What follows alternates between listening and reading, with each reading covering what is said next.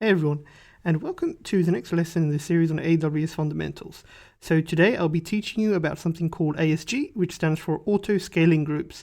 So effectively, auto-scaling groups helps us to scale our EC2 instances. So basically, let's say that we are starting to get a lot of internet traffic to our EC2 instances. What we can do is we can scale up, okay, and we can add more EC2 instances. However, if we are running our web application and we get less traffic, we can scale down so we can remove EC2 instances. So a really good thing about creating auto-scaling groups is that it is very cost efficient. Okay, so what effectively happens is you add more EC2 instances via an auto-scaling group if you're expecting more traffic. And of course, if you are getting less traffic, the auto-scaling group is going to help you to remove those EC2 instances that aren't needed. Okay, so it's very effective in that way. So let's get straight to it. Now, the first thing we want to do is we want to go to EC2 and we want to, first of all, set up our load balancer. So that's the first thing that we're going to do. So first of all, go to load balancers. Okay, so just go there. And as you'll realize here, I have switched off this new EC2 experience since it's much easier, I think, to turn it off for creating a load balancer. So go ahead and just turn that off, okay? Because the UI here will look completely different. So go ahead and say create load balancer. Okay, we're going to create an application load balancer. Right, so give your load balancer a name. So here I'm just going to say demo app LB, so that stands for demo app load balancer. Okay, we can leave this all the same. Okay, we can leave the defaults here. Okay, the VPC here you can leave as the default, but just make sure that you choose all these availability zones, such as US East 2A, 2B, and 2C. Okay, everything else here, such as the HTTP protocol here, this is fine, and the name is fine, and just make sure the scheme is set to internet facing. And your IPv4 address is selected here. Okay, so go ahead and scroll down and you want to go next to configure security settings. Okay, you can skip this part here because we're just going to create a simple auto-scaling group. Okay, and now what you can do, if you already have a security group for your load balancer, so in other words, if you have watched my previous videos, you can go ahead and select that particular security group. But I'm going to assume that you haven't, so I'm going to go ahead and create a new security group. And here I'm just going to say LBSG for load balancer security group. So you can call it anything that you want. So I'm setting it in the name and the description. Okay, so what we have here is we just have our type here for our security group. Just be sure to switch this to HTTP. Okay, so that's all you need to do here. So set it to HTTP, protocol TCP. And set the port range to port 80 and the source, make sure you have the IPv4 address and IPv6 address like so. Okay, so the same as me will be perfectly fine. Now let's configure routing. Okay, so we're going to create our target group. So I'm just going to say lb-tg, so name your target group.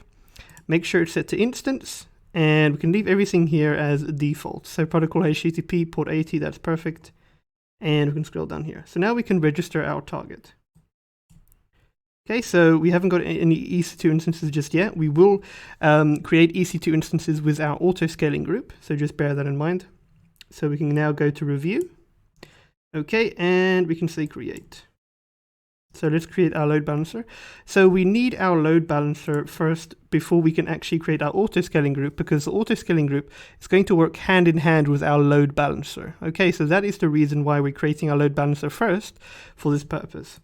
Now, like I said, it's going to take some time to provision. So what I'm going to do is I'm going to wait for about 5 or 10 minutes. That's usually how long it takes. I'm going to pause the video, and when it's done, we're going to move on. And then we're going to go to this auto-scaling section here on the left of the info panel. And we're going to create our auto-scaling group, which we will utilize with our load balancer. Okay, so let's just wait for the state here of the load balancer to be active, and then we'll move on to our auto-scaling group. Okay, so let's just wait for that. All right, so that took about 5 minutes or so. So we can now see that our load balancer is now active. Great, so let's get started. Now, the first thing that we want to do is we want to go to auto-scaling groups here. So make sure you scroll down this info panel here. And you can scroll down to the bottom until you see auto-scaling group. So be sure to click on that. Okay, so as we can see here, auto-scaling groups are collections of Amazon EC2 instances that enable automatic scaling and fleet management features. So the main purpose of this auto-scaling group is automatic scaling. So we're going to scale in and we're going to scale out. So scaling in means to remove EC2 instances, and scaling out means to add EC2 instances automatically. So let's create an auto-scaling group. Okay, so before we can actually create this auto-scaling group, we need to create something called a launch template. Okay, now this launch template is going to consist of all the instance level settings, okay, such as our key pair, our security group, instance type, AMI, and to be honest, we're all experts at this by now, because this is basically what we did earlier on when we created an EC2 instance. So let's go ahead and say create a launch template. So open that in another tab. Make sure you have this tab open here. Okay, so first we need to create a launch template. So this is going to pretty much be our EC2 instance base settings. Okay, so for all our EC2 instances, we want each of them to follow this launch template. Okay, so as we can see here, we can create a launch template, which is going to allow us to create a saved instance configuration that can be reused, shared, and launched. So let's choose a template name. So here I'm going to say my first template. So choose any name that you'd like. Template version, I just usually copy and paste the same thing. Okay, so this is perfectly fine. Okay, so we can leave everything here as a default here. Auto-scaling guidance, you can leave the check mark as it is. So under template tags and source template, you do not need to go further on that. You can just leave that as is. Okay, so now we know what to do here. We need to select our AMI or our OS image. So this is going to be based on the Amazon Linux one.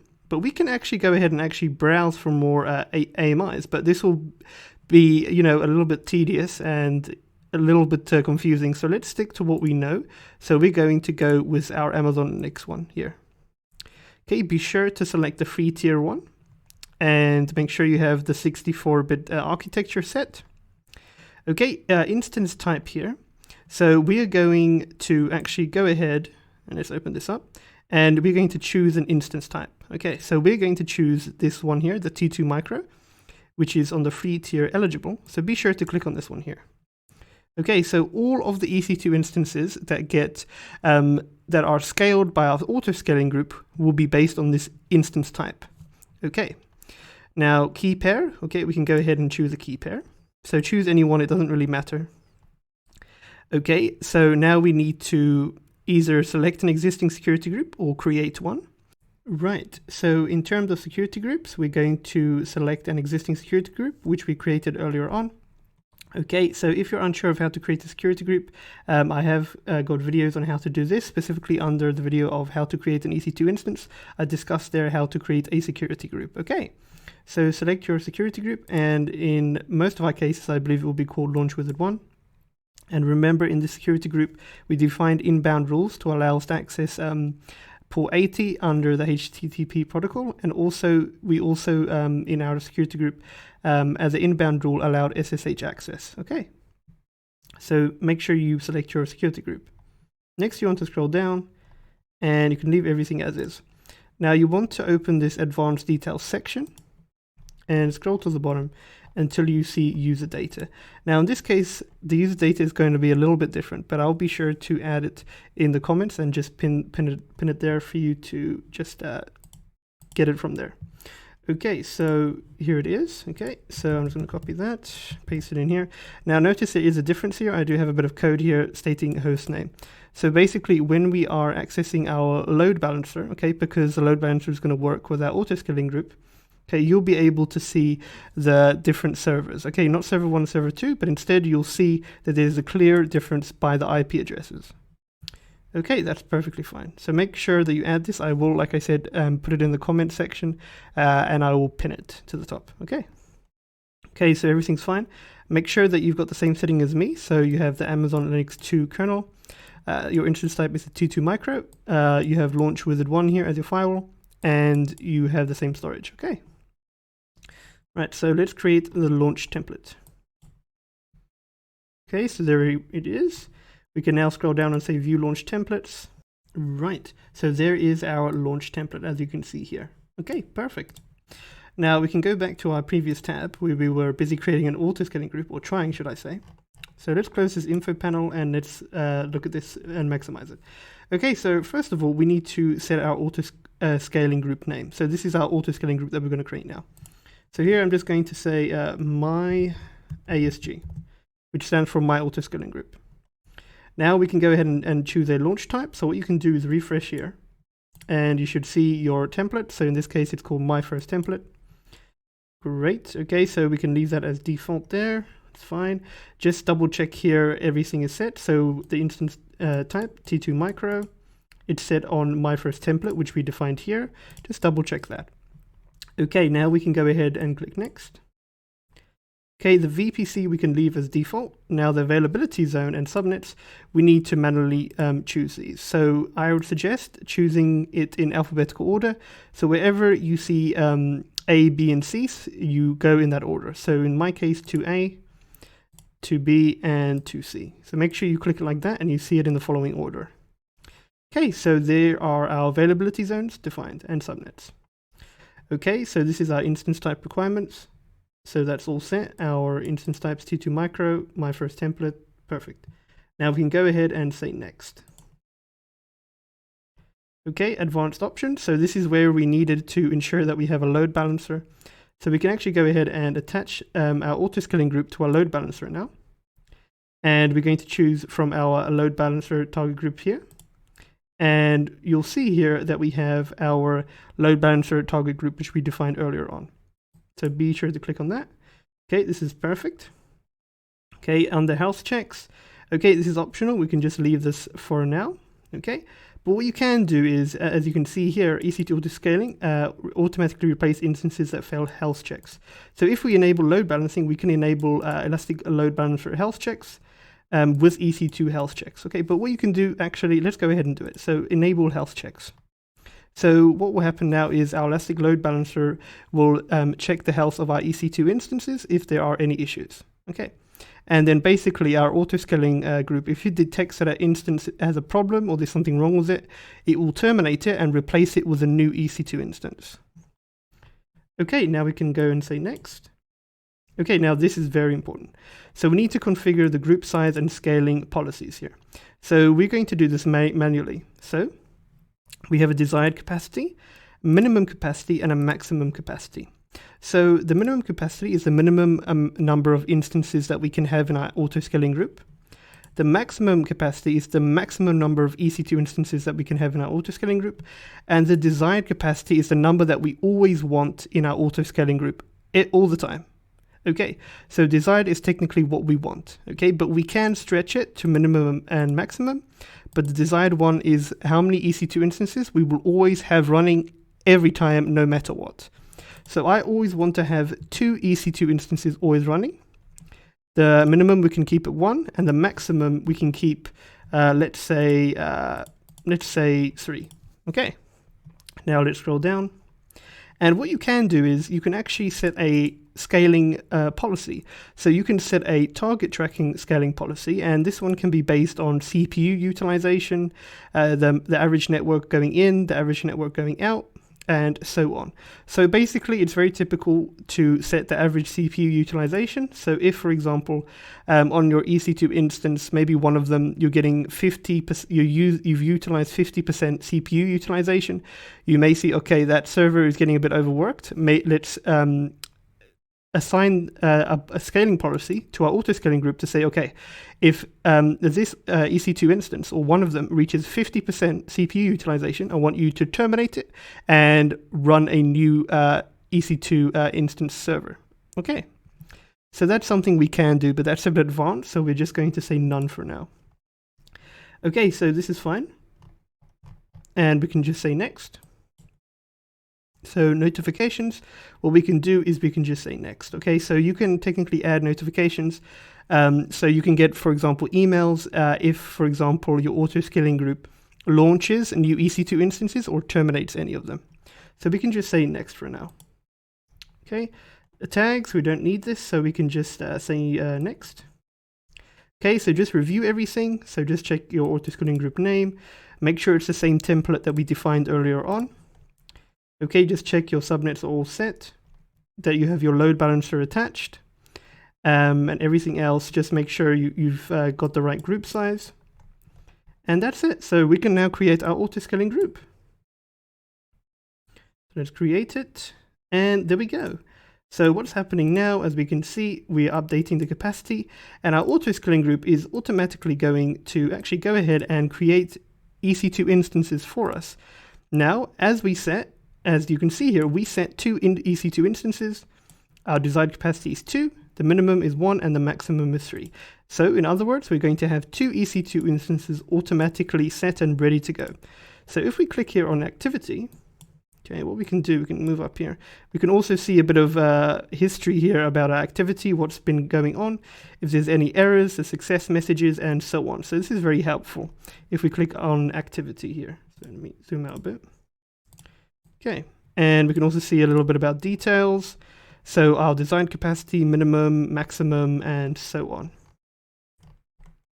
Okay, so quite a couple things here, things that we can have a look here. We also get monitoring, a little bit about refreshing our instance, and so on. Okay, so that's how to create an auto-scaling group. But let's go a little bit further. Okay, so we'll go a bit further. Right, so let's move on. So we can actually go now to our load balancer. So let's go here. And what we want to do is we actually want to connect to this load balancer. So what I'm going to do is just duplicate the tab here.